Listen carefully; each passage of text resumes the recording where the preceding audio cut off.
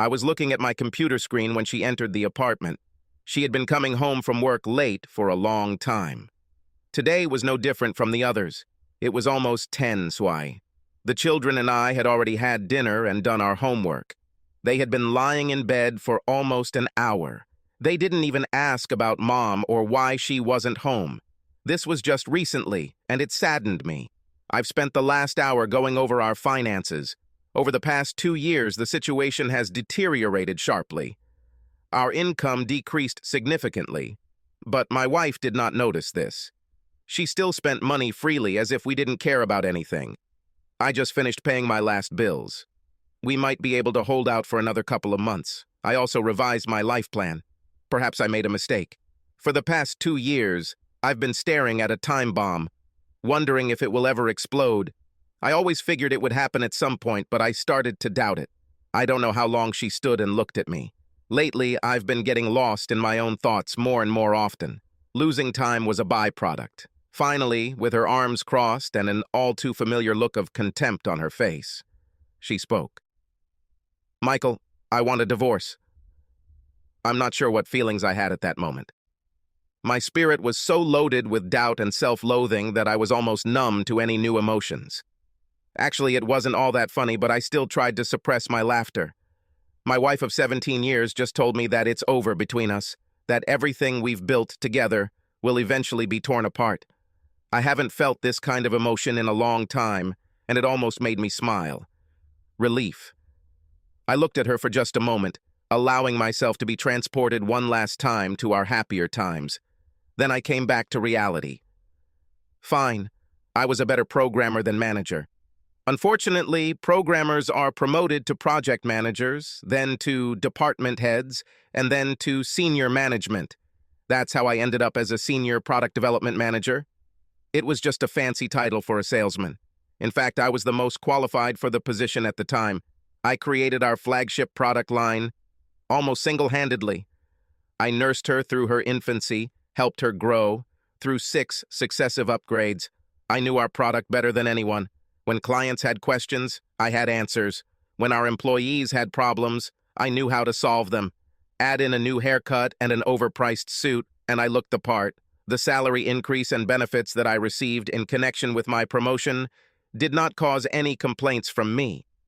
I would say I was mostly happy with my job, but I loved programming and missed it a lot. In my position, I did not have the opportunity to do this. There were simply too many meetings and phone calls to have the luxury of going back to lines of code. I was forced to watch a new batch of young, bright-eyed guys who were trying to outdo each other with their latest developments. I won't lie. Being the boss was worth it, but I always wanted my job responsibilities to be a little different. It was no surprise when I was fired from Chicago Technology Solutions. If I were the boss, I would do the exact same thing. My attendance at meetings has been sporadic at best, and too many deadlines have been missed. At that time, I did not try to get fired, but I didn't really make any attempt to keep my job at CTS. I was depressed for a long time. It took me almost 3 months to get out of my initial depression and try to move on. But this was not crowned with success either. It took me another month to find a way out of the predicament I found myself in, at least one I could live with. I think I would go crazy if I didn't have children. They had a flawless routine that helped me get my life back on a positive track. Breakfast, school, snacks, homework, dinner, and sleep. Breakfast, school, snack, homework, dinner, bed. This was my mantra, and it helped me find my way. I threw myself into my work as a stay-at-home dad. I took over all the housework and taxi duties. The children sincerely rejoiced at my presence in the house. It made me realize that I have some value. I wasn't completely worthless. If my wife sensed these changes in our family dynamic, she never spoke about it. I'm pretty sure she didn't even notice. I met Jennifer Riley at a frat party. I almost decided not to go. I joined the fraternity for the doors it would open after high school, not to attend parties while I was in college. I decided that I would need all the help I could get. My grades were excellent, so it wasn't a concern. However, everything else about me was just average. Height, weight, appearance, character. Average. My name, Michael, was the most popular name from 1961 to 1988. Completely average. To be honest, when I was away from the computer, there was nothing so unique about me. Dates? I had several. Relationship? Well, not much. I was pretty good at keeping myself company, even in my senior year of college, until I saw Jennifer Riley. Jennifer was almost as ordinary as I was. I realized that the average woman looks much better. She was a little withdrawn. I watched her for quite some time before I plucked up the courage to speak to her. Our first meeting was short and quiet, but the acquaintance took place. Over the next few weeks, we met for coffee and studied in the library together. We talked for almost 2 months before our first real date. From that moment on, the most fantastic time in my life began. 15 years of bliss. Our courtship was short, and our engagement even shorter. Shortly after graduating, we got married and moved into our first apartment in Chicago. We took the morning and evening train to and from our first job. We barely made ends meet, but we were together. We had almost everything in common: family stories, dating experiences, common interests, and goals. Where we did not coincide, we merged. If I couldn't do something, Jennifer did it. If she had a flaw, it was one of my strengths. I managed our shared finances better. Jennifer was better able to manage our social and family schedules. We worked together, and our lives began to improve quickly. Over the next few years, we were both promoted several times. Our group of friends has expanded significantly. We were able to save money to buy our first home, as well as travel and have fun. Our sex life started out just like our relationship, slowly. We've been holding hands and kissing since our first date. We switched to active petting when we realized that we had an exclusive relationship. Our virginity lasted until the night of our engagement. Since then, our passion has grown along with our shared success. Jennifer quit her job 8 years later when our son Jacob was born. A little over a year later, our daughter Emily was born. Yes, I know their names were the most popular when they were born. It was kind of a family tradition. We bought a 3-bedroom house in the suburbs with room for a dog. We bought a family sedan and a minivan. In general, our life was going well. 2 children, a pet, a house, and 2 cars. Totally average. I didn't think I could be happier. I was wrong. My promotion to manager happened shortly after Emily's first birthday. It was almost like a reward for the years of being ignored as one of the middle class and not complaining. Like I said, my new salary was unremarkable, and we weren't complaining. I had a flexible schedule and worked from home most days, coming into the office for staff and management meetings. They say that money can't buy happiness. I believe this is true, but what you can buy is stylish clothes and grooming, better medical care, a new home in a better area, and self-confidence. I went from average to slightly above average. My wife went from average, which I thought was beautiful, to slightly above average, which I thought was damn sexy. Our sex life, which I had always considered good, reached a new level. We traveled more and were able to spend time with our children while saving more and more money for retirement. When Emily started elementary school, Jennifer decided she wanted to go back to work part-time. She quickly found a job she thought she would enjoy at a startup marketing firm. She went to the office when she took the children to school. She would end her day when it was time to pick them up. This was the icing on the cake. We didn't need her salary, so we were able to save it. My projection is that by the time the kids graduate from college, we will be able to retire and live very comfortably. I found out that my wife was cheating on me, by accident, 3 months before our 15th wedding anniversary. It was my birthday. In fact, I found evidence 2 days before my birthday, I just didn't know it. It took me a few weeks to put everything together. I overlooked the fact that my wife wanted to take a more active role in her new job. This meant she would have to work a few more hours a week and I would have to pick up the kids from school. But it didn't affect my schedule at all, and I was glad about that. When, after about 3 months, I noticed that she was often distracted, I asked her about it. She replied that she was trying to find herself in the office and was a little stressed. I decided to take on more responsibilities around the house to lighten her load a little. When our passionate sex life began to noticeably decline, we talked about it. She said she was getting old and didn't need as much as she used to. Our sex life picked up steam for a few weeks, but then faded away again. I didn't dare talk about it again for fear of a quarrel. I was almost at my breaking point when I discovered the gift. The weather had cooled considerably, and I was looking for one of my sweaters. I took on the duties of a laundress and more than once got confused about which closet my clothes should be put in. I was sorting through sweaters on the shelf of her closet when I saw it, behind some old shoe boxes. It was hard not to notice him.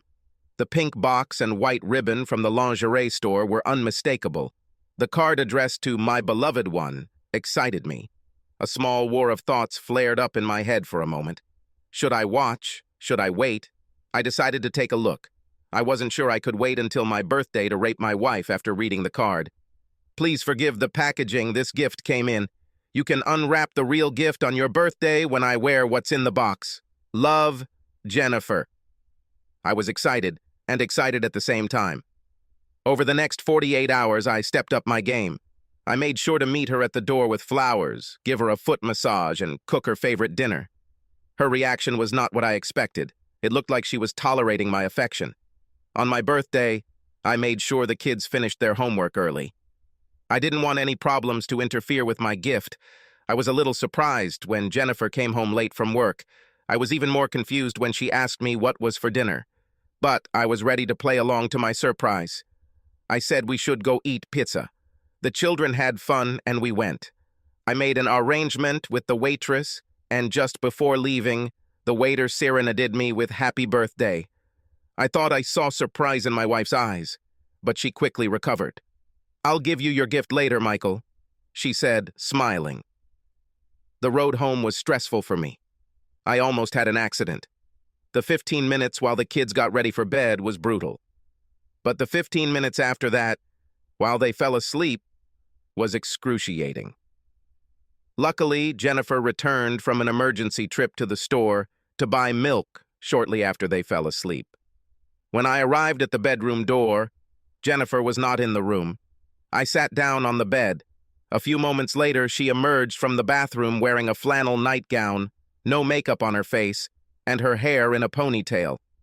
By this point, I was starting to get a little disillusioned with the games. When will I receive my gift? She slid into bed and crawled under the covers. She reached over to turn off the bedroom lamp, but stopped. Oops. I almost forgot. She opened a drawer on her nightstand and pulled out a small square box wrapped in the colorful balloon paper we had used for Michael's last birthday and handed it to me.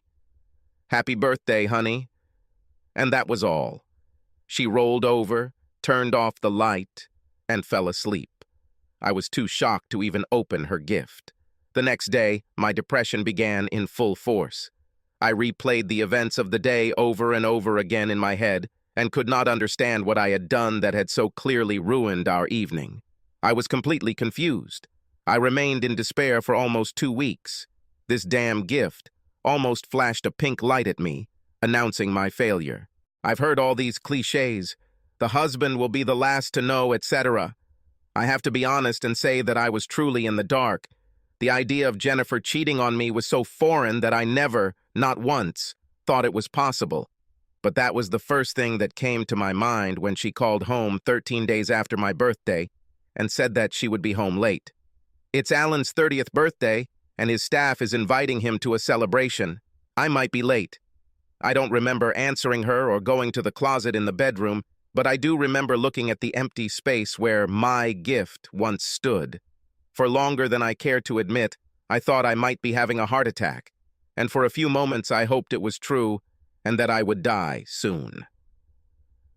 Alan Henderson was Jennifer's boss, a smarmy, arrogant advertising executive who was several years younger than both Jennifer and me. I only met him once, but I remember not liking him very much, mainly because he seemed so insincere when he spoke. Emily brought me to my senses. "Are you okay, Dad?" A few seconds passed before my eyes focused on my daughter, who was hovering over me on the verge of tears. "I'm fine, honey. Dad just ate something his stomach didn't like. I'll be out in a minute. I just need to get myself in order." I did eventually get out of the bathroom, although I don't remember much after that. I remember grabbing my dusty bottle of scotch. Judging by the headache the next morning, I knew I had had several glasses. I had no idea when Jennifer came home.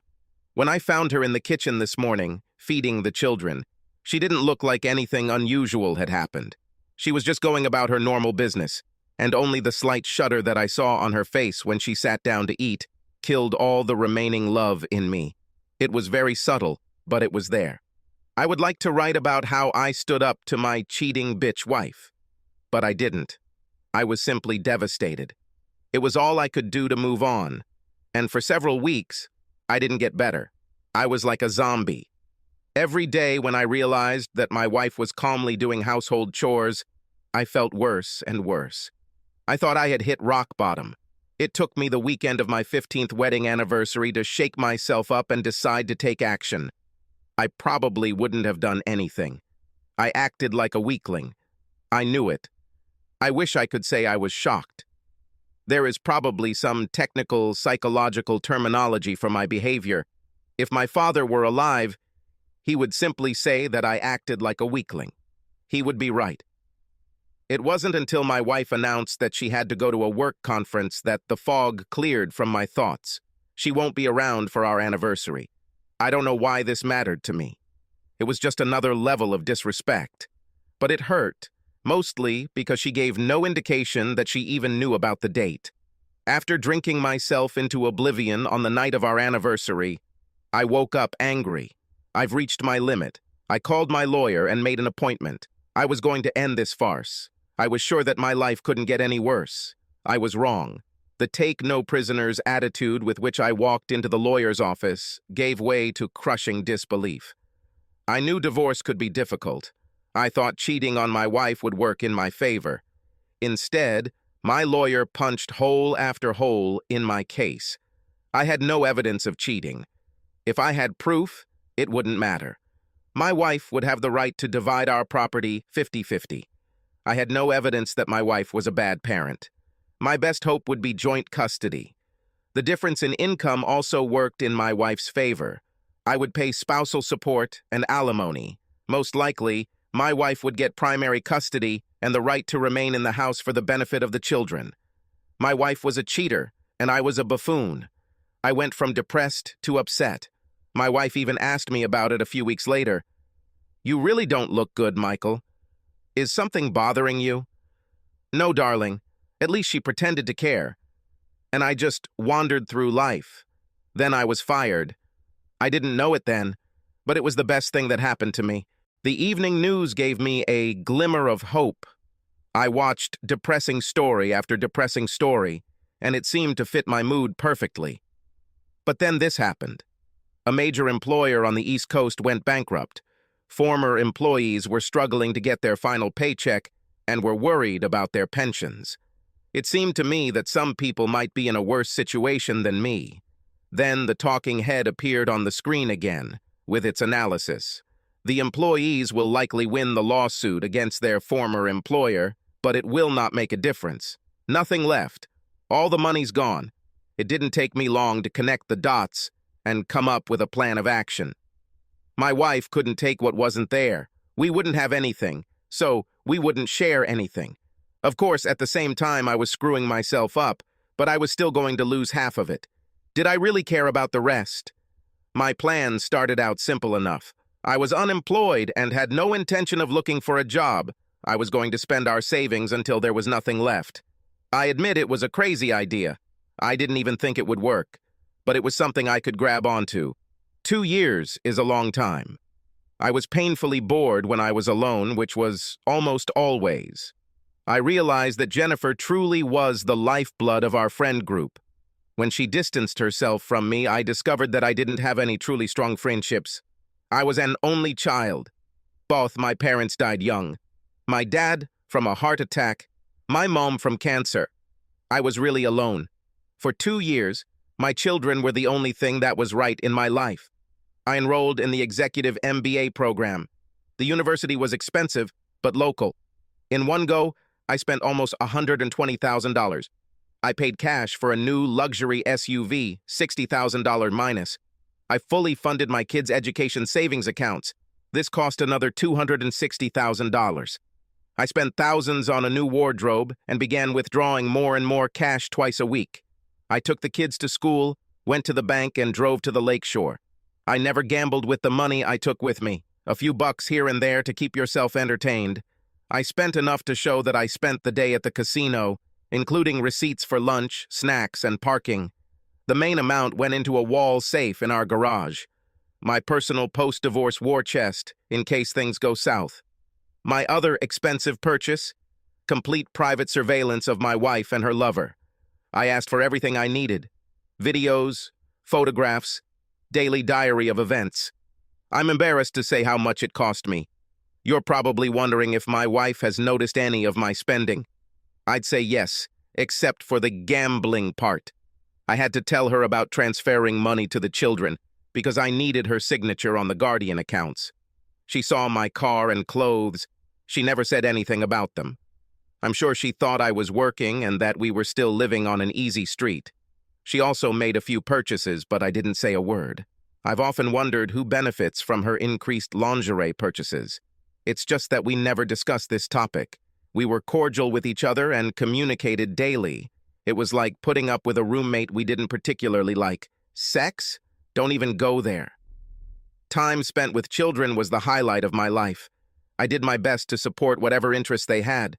We did homework and played games together. We went to parks, rode bikes, and went to the movies. Since I took on the role of home cook, they seemed interested in helping me. I found some simple recipes and let them do it. Jennifer was usually around at some point during the week. I didn't exclude her from our family activities, but I didn't make any effort to involve her either. If she was there and wanted to participate, she just did it without saying a word. I received a weekly report about my wife's activities. I thought she was just having sex with her boss, but in reality, it was a few guys from her office. A few months later, the company's clients were on its dance map. It was painful, not good. She has already fallen in my eyes. The fact that I now had proof did not move me at all. It wasn't a very interesting sight. In a way, it made me feel better, but not much. It was clear that Alan Henderson was not a very skilled lover, although he had the ability to distribute gifts to himself among several different women. This surprised me a little. I assumed, based on her gift, that there was some kind of relationship between him and my wife, but in reality, they were more like sex buddies. It was the same with most of the other 6 men who had fun with my wife. After about a year, it dawned on me that I hadn't had sex since I started my journey. It didn't bother me much. It was just another addition to my wonderful existence. I stopped monitoring after a year. I'd seen enough, and it felt more like a chore to look through the junk they sent me. Despite classes, children, and gambling, I had a lot of free time. So I decided to focus on my life after marriage, which I assumed would happen someday. I started a new exercise regimen. I've always been in decent shape, nothing special, of course. But during this time, I achieved good results in the bench press and running endurance. I believe that huge muscles and good looks are mostly genetics, and I clearly didn't fit into either of those categories. However, personally, I was very happy with the way I looked. I started researching the latest news about my former industry. I realized that at some point, I would need a job. A year away from the madness has left me far behind than I thought. I spent several hours every day learning the latest technologies and software packages. I took a special interest in my old company, CTS. They seemed to be stagnant. They definitely weren't losing market share, their revenues were stable, but they weren't gaining traction. In the technology business, if you stand still, you lose. I also spent a significant amount of time studying divorce. Oh, I've spent some time devising new devious plans to ruin the life of my hopefully soon-to-be ex-wife.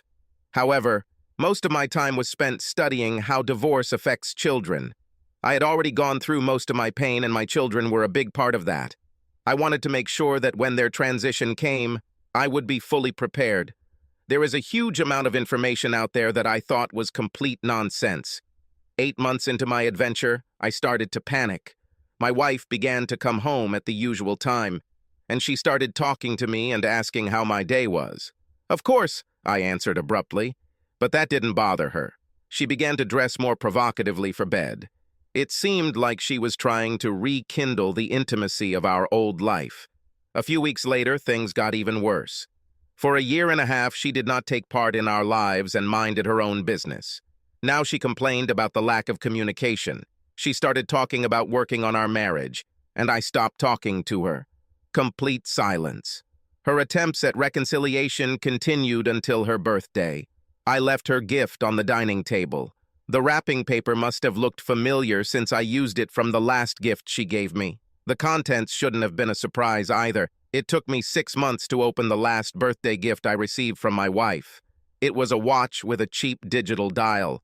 When I spotted my birthday gift in the impulse buy section of our neighborhood convenience store, I was very angry.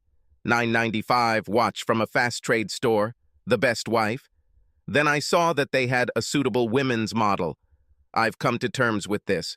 I bought them and waited 18 months to give them to her. I wish I could have seen her reaction, but alas, I wasn't there when she opened it. The kids and I had a movie night and got home quite late. The next day, she left before the kids and I even got up. Suddenly, everything returned to normal. Jennifer began to stay at the office later and later. We hardly spoke when she was at home. And now, finally, it happened. Michael, I want a divorce. I hoped she would get it over with quickly, but almost a week passed before I was given her statement. It was almost laughable. Spousal and child support, unequal distribution of assets in her favor, mental and emotional cruelty listed as relevant factors. I decided to give her until next Monday and took the kids camping. I didn't want them around because I would release the hounds. We returned 6 days later, rested and refreshed. Jennifer was waiting for us at home. She was sitting alone in the living room. I think she might have the stomach flu. In any case, she didn't look well. I was wondering which part was the biggest surprise for me. I filed for divorce on the grounds of adultery. I asked for a house, the only real property we had left, and full custody of the children.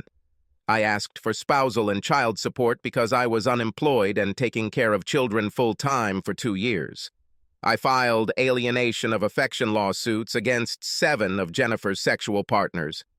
I had no illusions that I would win any of them, but the law in Illinois allowed it, so I returned in arms. I filed civil lawsuits against her employer and the companies of 3 clients who took advantage of my wife. Again, I didn't think I could win, but bad publicity might work in my favor. Finally, I sent Jennifer's greatest hits DVD to her parents and best friend, so she knew I wouldn't be afraid to use it. She must have known about the evidence I had against her. All this was stated in my counterclaim, but I did not want to take any risks. The children had a snack and went to their rooms to get ready for bed. They didn't pay attention to their mother. She made no move to address them. I went to the refrigerator to get a beer. Then I walked into the living room and sat down in the chair opposite Jennifer. She didn't look at me for a long time, so I just enjoyed my beer. Besides the fact that she felt bad, she seemed to be crying about something. Maybe she was injured? She finally spoke, but it was almost a whisper. "You will destroy me." I waited for her to look up so I could follow her gaze as I answered. It took a few seconds. God, I hope so. I thought this moment would be more intense. When a single tear formed in her eye and then rolled down her cheek, I felt nothing. "Do you hate me that much?" "Oh no, Jennifer. I don't hate you. Hate takes effort. I can honestly say that I put in absolutely no effort when it comes to you. All my efforts go into taking care of me and my children." "But I'm your wife." "Stop. I won't let a piece of shit like you ruin my wife's good name. My wife was a loving and caring woman, my best friend, partner, and mother to my children. She is dead. You are the slut who has taken over her body. Don't talk like you have anything to do with me." It took a long time before she spoke again. "What should I do now? Is this a rhetorical question or do you really want to hear my answer?" I didn't let her answer before continuing. "I believe there are several possible solutions to your problem. You can go far, far away and try to start a new life. I would choose this option. I will never allow my children to spend any meaningful time with you, so this should not influence your decision to leave. Or I guess you could try staying here, hanging around the city, trying to control myself. But who knows who will hear about your little exploits or who will want to hire a slut like you. Maybe you can settle down with some loser who doesn't care what you are like. But what kind of non-entity will this be? Or you can commit suicide. I really hope you don't choose this option. This will prevent me from watching you suffer. But then again, I'm not sure my opinion really matters to you. It definitely didn't matter when you decided to cheat on me with your boss. I've been dreaming about giving this little speech for months. I should have been glad to be able to say it. As I watched what was left of her spirit crumble word by word, I hoped that I would get some kind of satisfaction. Instead, I just felt empty. Life after the divorce was mixed. With the lawsuits, I was doing much better than I had hoped. I received just over $1 million in settlements from 3 companies whose employees slept with my wife. It was surprising because my lawyer told me not to expect much. During the after-game analysis, we decided that after seeing how he handled my ex-wife's company, they didn't want any of the negative publicity. We destroyed my ex-wife's company through discovery motions, depositions, and leaks to the press. I also started my own stealth campaign, emailing the CEOs of their remaining clients with information about my wife, her boss, and their buddies. It took time, but gradually their income dried up. Employees who did not want to be associated with the scandal quit. Eventually, they filed for bankruptcy. Alan Henderson was fired and left town in disgrace. The $200,000 check I received was smaller than my other victories, but much nicer. I received nothing from my alienation of affection claims. I never thought I would get it. 4 wives nevertheless brought their husbands to light in subsequent divorces. It wasn't all champagne and roses. In the process, I also hurt myself. It was not uncommon for me to run into someone familiar with my situation. For a while, the ridicule and teasing got out of control. I don't know if it was fortunate or unfortunate, but I didn't care. I already felt like a failure, so anyone's words didn't touch me. Some of these bastards were actually pretty smart. I was able to protect my children from most of the collateral damage. This has always been my main concern. They were sad for a while, but soon recovered. The biggest victory was my return to CTS as Vice President of Design and Development. One way to escape from personal troubles was to return to programming. Over the course of 2 dismal years, I was able to develop an add-on to the main CTS software that allowed it to be easily integrated with 2 other popular competitor software packages. I founded my own company and started selling my development. Less than a year later, I received offers from all 3 companies to buy my company and my software. I received $11 million for my company and an incredible compensation package from CTS. I had been considering retirement for some time, but with no social life at all, I was convinced that if I didn't give myself a reason to get out of the house every day, I would become a recluse. My new income allowed me to hire a sweet little old lady who worked part-time as a housekeeper and nanny for the children. A year later, Mrs. Marlene Jensen moved in full-time, living in the apartment above the garage of our new home. She was like a grandmother to my children, mostly sweet and kind, but strict when necessary. What I valued most was the advice she could give to children, the advice that only comes with experience. I loved my children and did my best to be a caring and attentive father, but I was also damaged, scarred, and cruel. I also turned to her for advice. She was my rock when it came time to make decisions. The children grew into well-adjusted adults, and I saw them and their families from time to time. Unfortunately, over time, our closeness weakened. I was in no way offended by them. It was better to keep me at a distance so that my bitterness would not infect their lives. Mrs. Jensen worked for me until the kids left for college. Then she retired. I offered her free room and board as a pension. She was a constant presence in my life for 15 years. She tried her best to get me to live again and find someone to share my life with. I appreciated her efforts, but in the end, she died, knowing that I would always be alone. I never really opened up to anyone again. My friendships were superficial and unfulfilling. I've never been on a date except for a few group dinners organized by casual friends. I have a well-deserved reputation for being an icy-hearted, merciless person who cannot be contradicted. For the most part, I was avoided, and I blame no one but myself for it. My sexual needs were regulated quite well. My ever-growing wealth allowed me to maintain a constant rotation of call girls. I paid generously for their time and the use of their bodies. Basically, I just had sex with them and sent him out the door. I really liked one of them. Her name was Candy. I later found out that it was, in fact, Mary Beth. She was a passionate and willing partner. I think I was more than a client to her, too. But I could never burden anyone else with my demons, so when I felt she was getting too attached to me, I let her go. If you're wondering what happened to Jennifer, she had a hard life. She tried to talk to me for almost a year. I don't know exactly why she tried.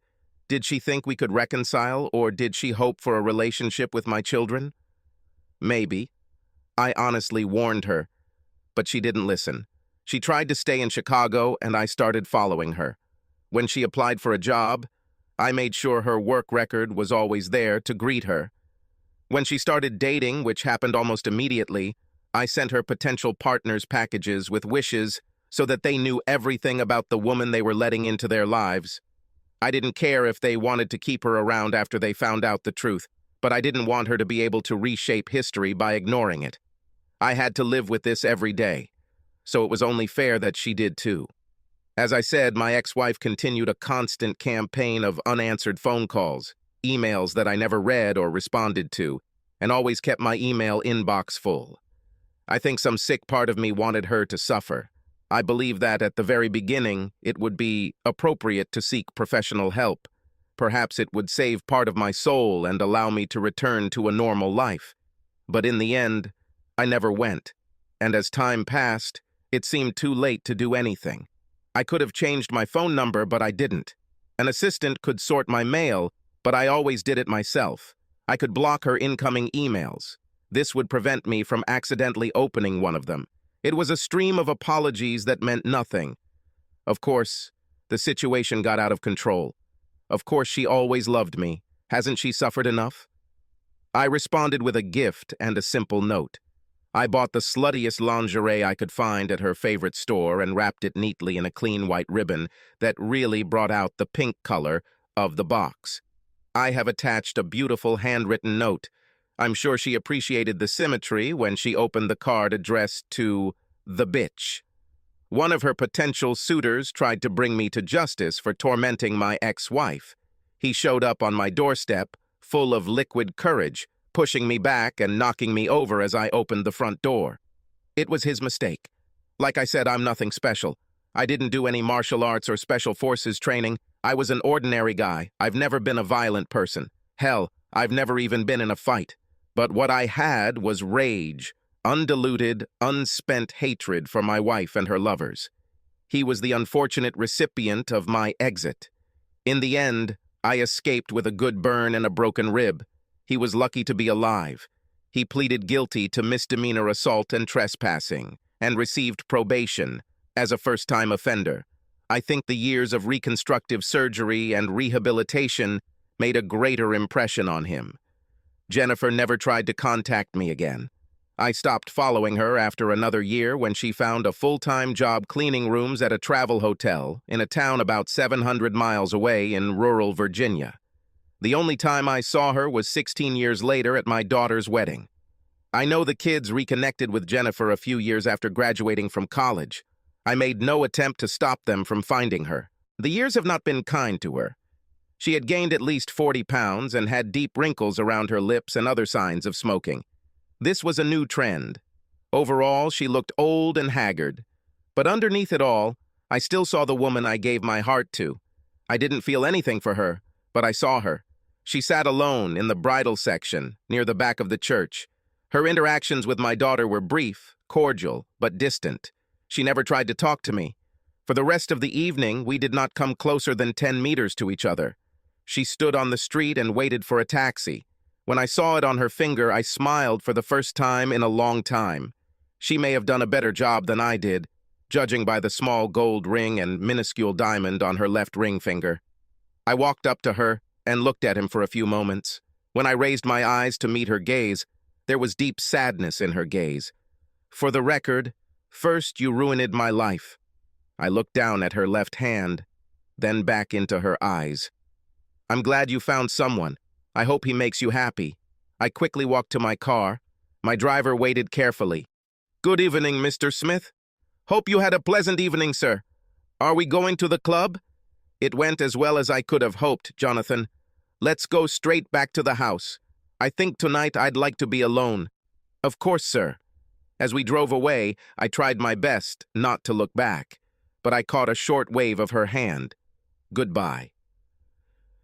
Michael Smith was not handsome. At first glance, there was nothing remarkable about him, but he was very sweet, handsome, and smart, and he was different from other guys. Our first meeting took place probably on the most terrible night of my student life. My fraternity sisters left me in the middle of a frat party to have sex with a couple of weird frat guys. They promised that we would stick together all night, but they jumped at the first chance to fool around with someone from the popular crowd. I spent 2 hours waiting for them, being harassed and groped by a bunch of drunken idiots when he finally approached me. Michael looked straight into my eyes. He politely introduced himself and made small talk for a few moments. He spoke almost in a whisper, but his eyes did not leave mine. After some time, he left. It was a pleasure talking to you, Jennifer. I'd like to invite you for coffee sometime. Here's my name and phone number if you're interested. Thanks for talking to me. This was the highlight of my semester.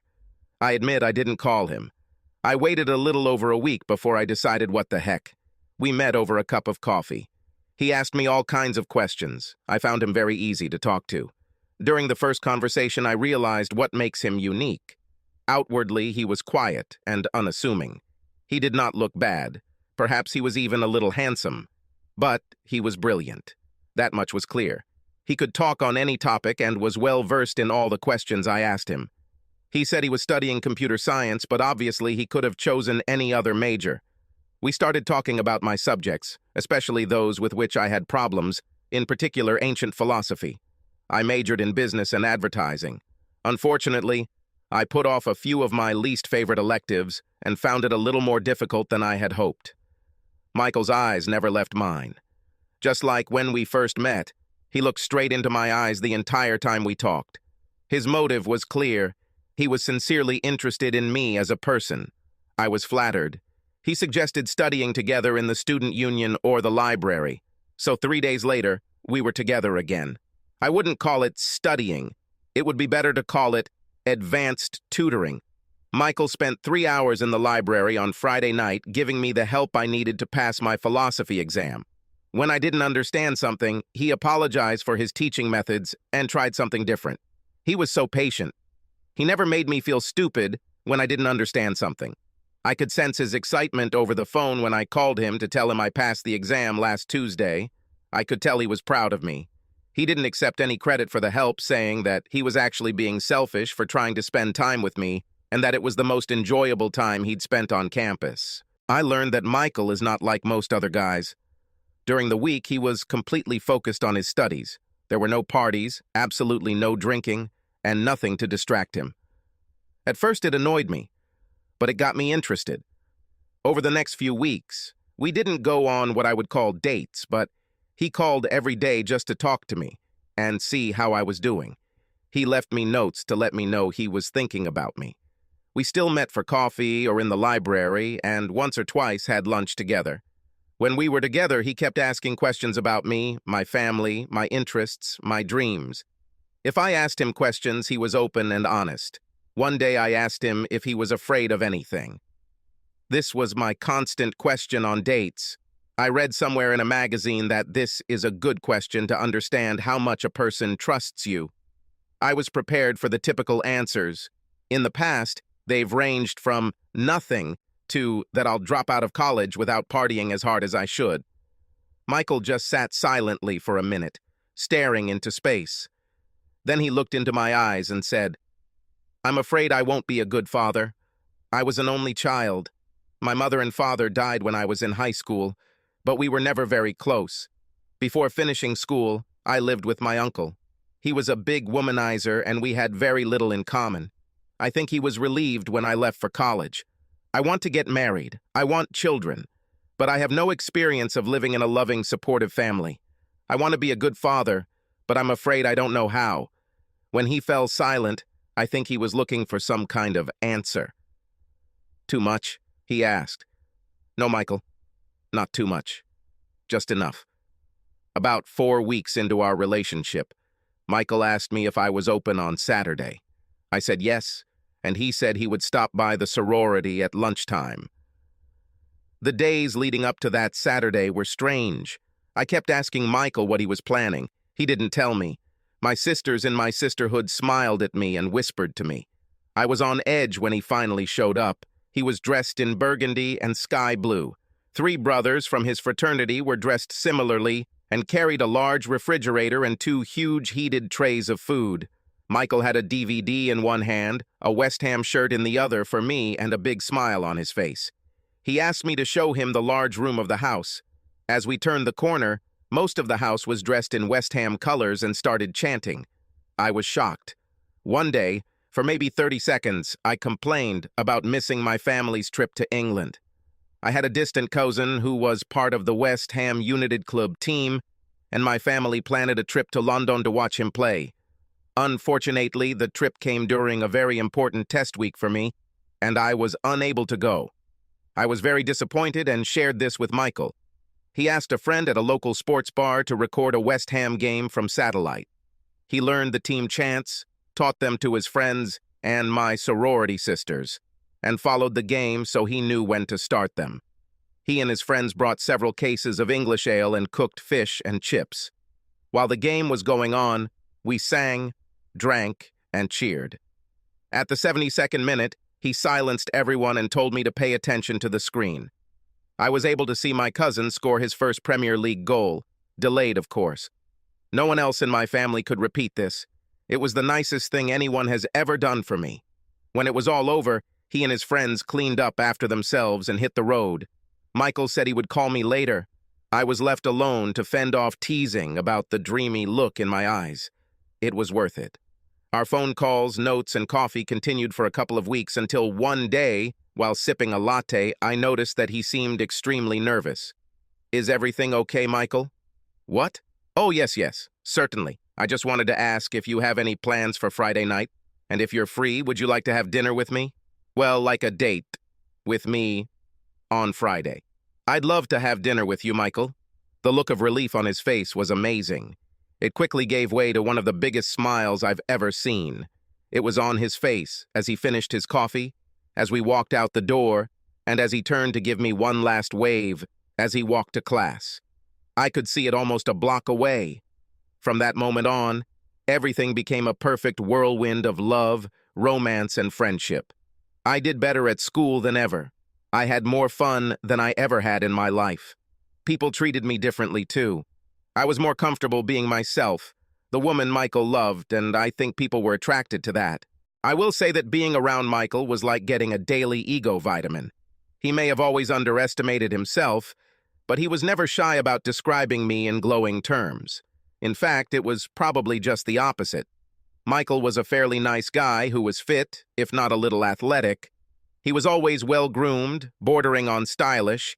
He was pleasant to talk to and popular, but was a little shy with new people. I can say without a doubt that he was always the smartest person in the room, including the professors, and everyone knew it.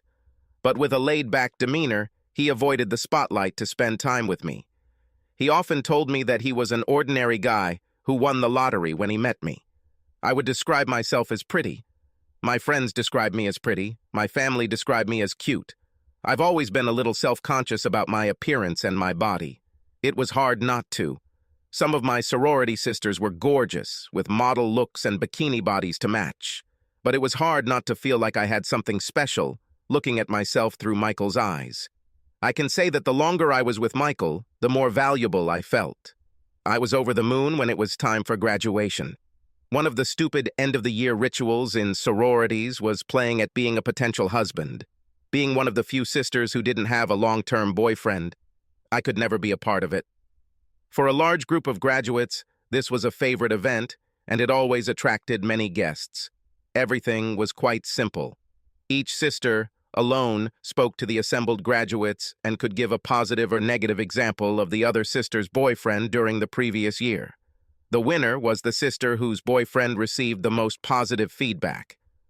I can't say I was completely shocked by the result, but I was a little shocked.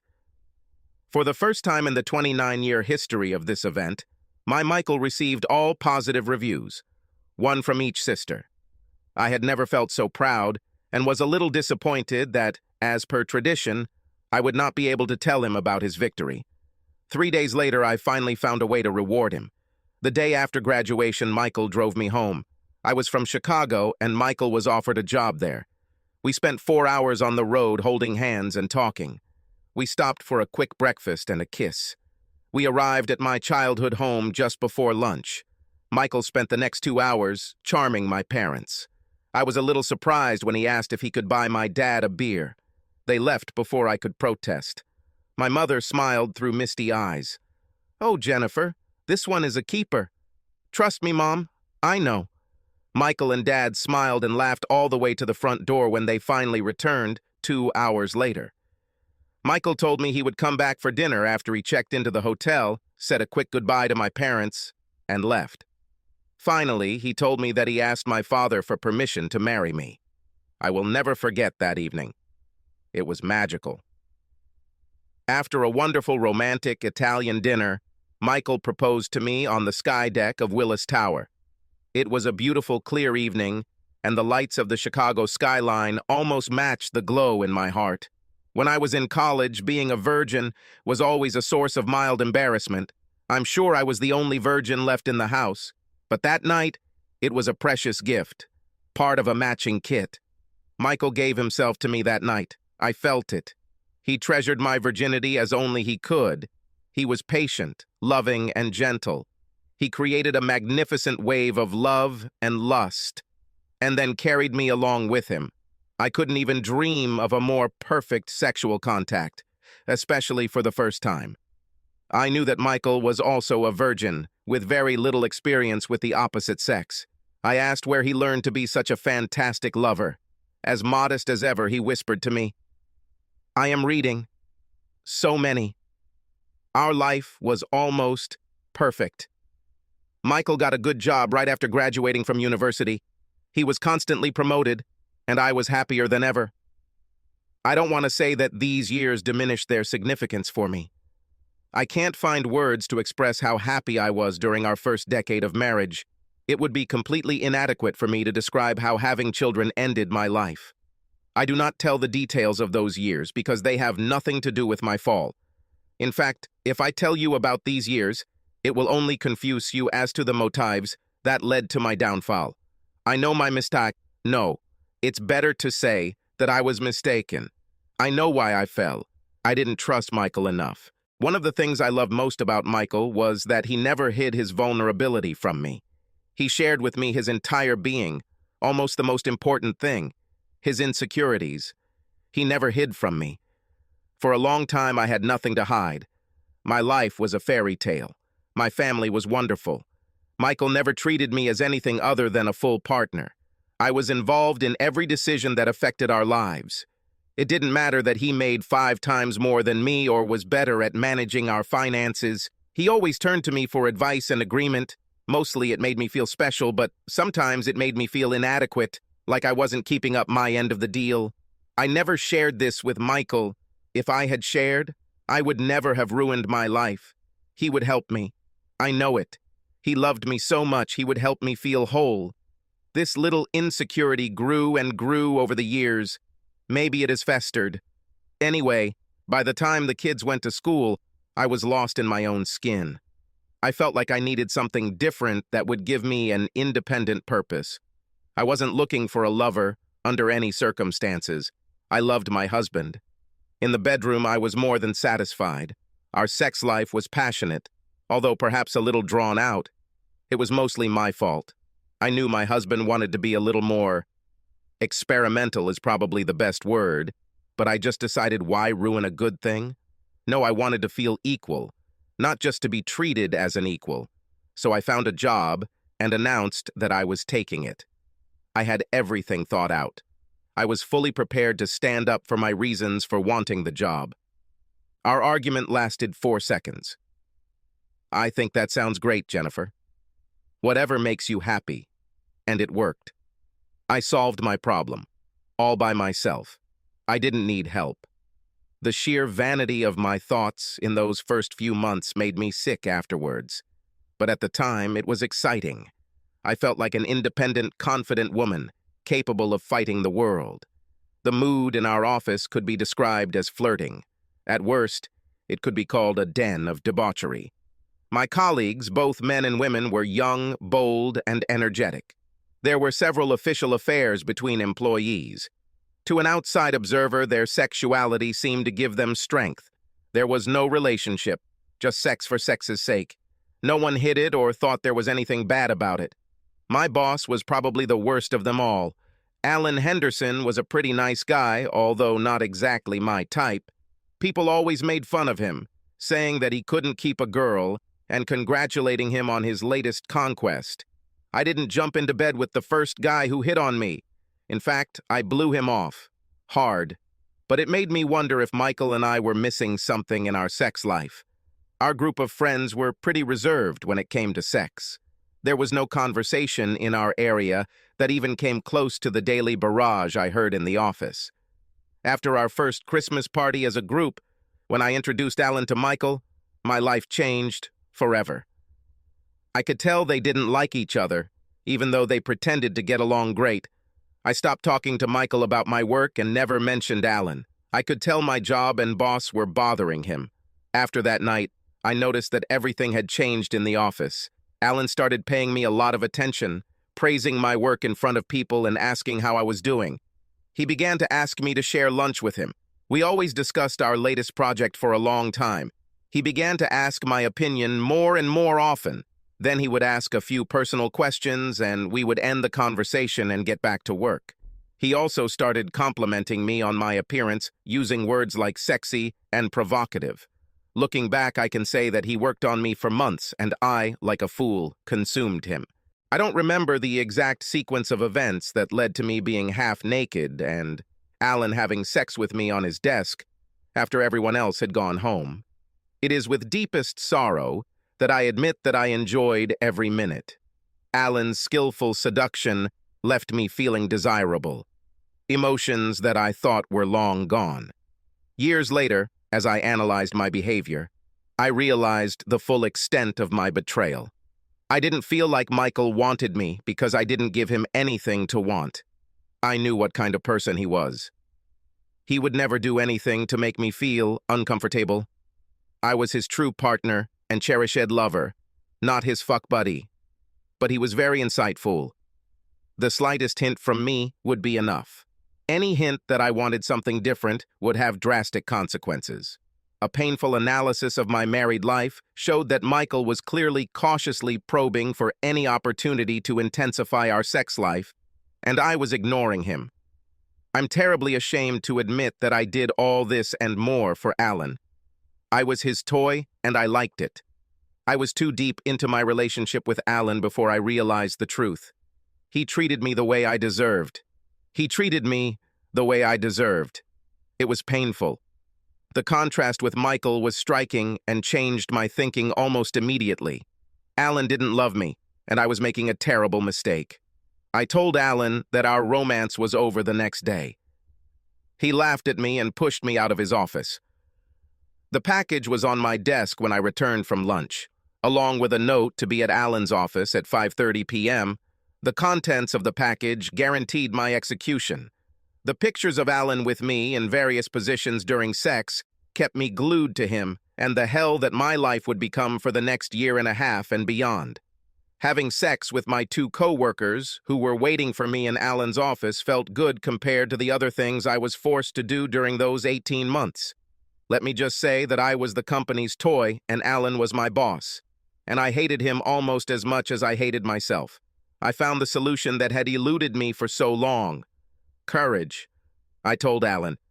I've had enough. I don't care who he shows the photos to. He just laughed, and it was over. I felt so stupid. I must say that when I woke up from my nightmare, I was surprised by the state of our house. Michael and the kids seemed to get along just fine without me.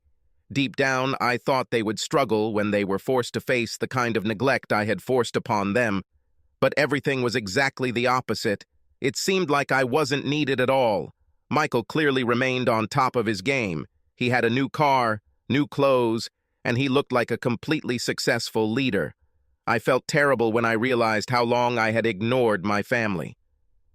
I decided that right now I would dedicate my life to them and do everything possible to make amends for my betrayal. But a distance arose between us that did not exist before. I often wondered how long it lasted. Michael never raised his voice to me. We never quarreled. But he treated me like an uninvited guest. I decided that I needed to take full action. I tried to seduce him. Sexy lingerie, hints. Nothing helped. He barely touched me. A few months later, I looked at the state of our marriage. No sex life, no intimacy, no communication. I decided that I couldn't live like this. I suggested marriage counseling. Then Michael stopped talking to me. I don't just mean that he didn't trust me, he just stopped talking. Not a word for weeks. I was on edge when my birthday came. I allowed myself to feel a little nervous. After all, he couldn't ignore me on my birthday. God, how wrong I was. I came home from work, ready to see what my family had planned, only to find the house empty. Only a small wrapped box on the dining table was the only thing in its place.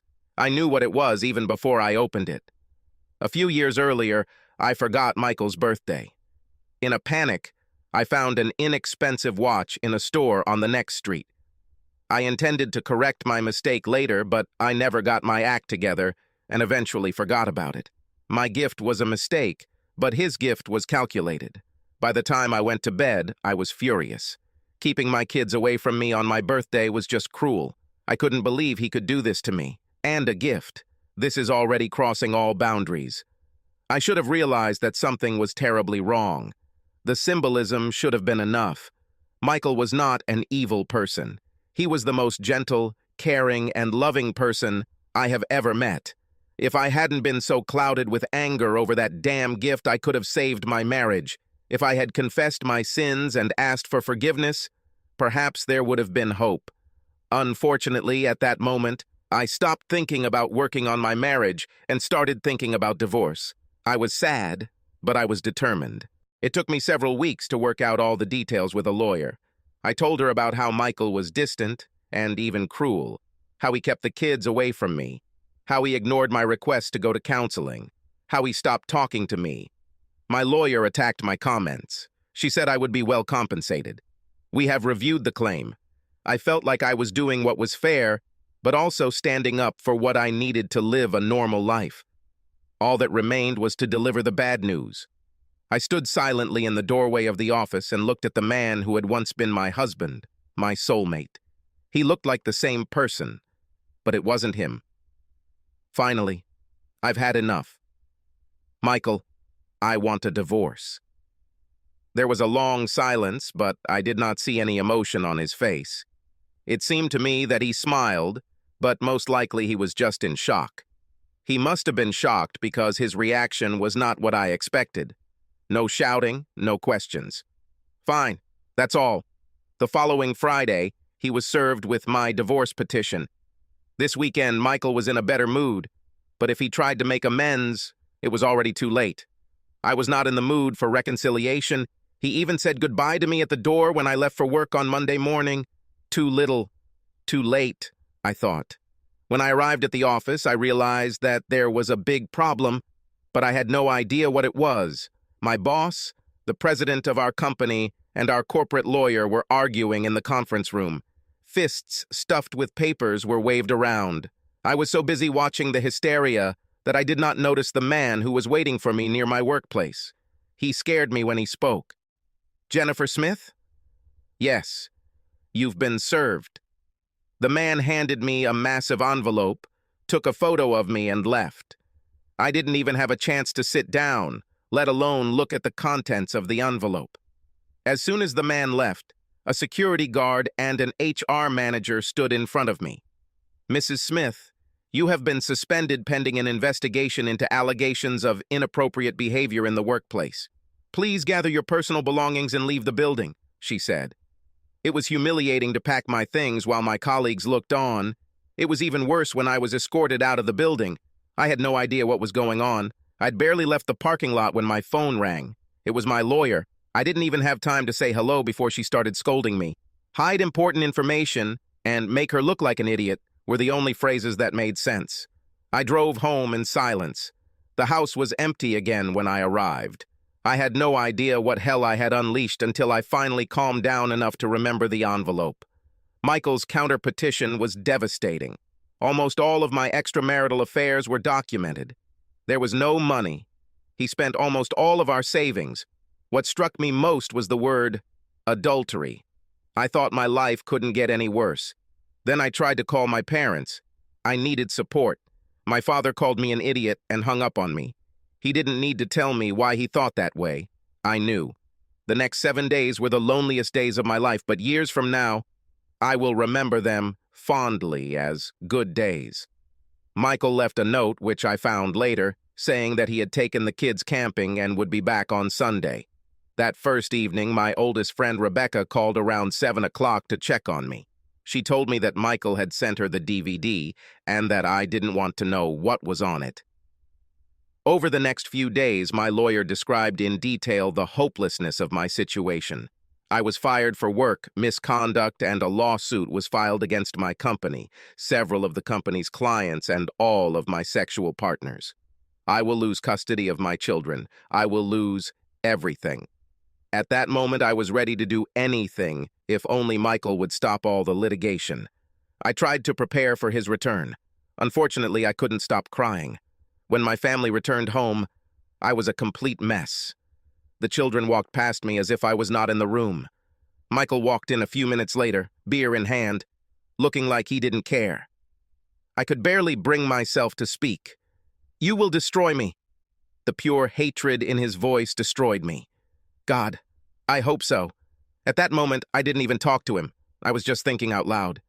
But Michael launched it into a tirade that lasted several minutes. Every word tore me apart. I was killed.